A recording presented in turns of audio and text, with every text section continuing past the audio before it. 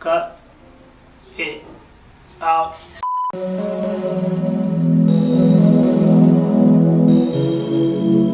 How's it going, guys? My name is Anthony Rosario and I'm part of Soaring Diamonds Ministries.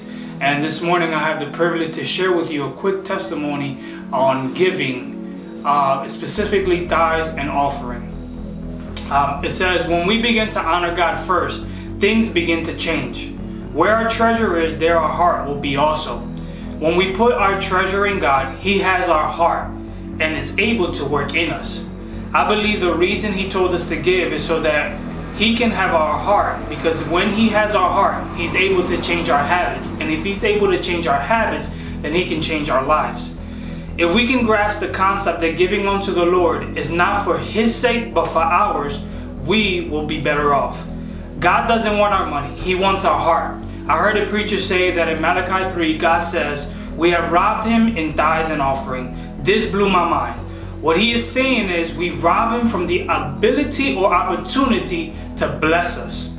When we don't give our tithes, we are shorting the temple and robbing ourselves from the blessing God has stored up for us.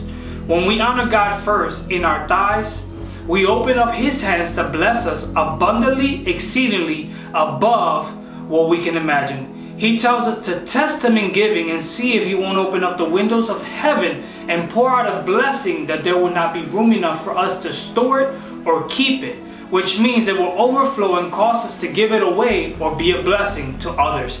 He said the tithes represents the bread and the offering is the yeast that makes it grow. When we take the first step in giving God what He requires, He will work in our heart and bless us. But when we begin to take the extra step, which is the offering, we begin to infect the blessing from within, and God will give the increase. He will give the increase. We will see the manifestation of our obedience.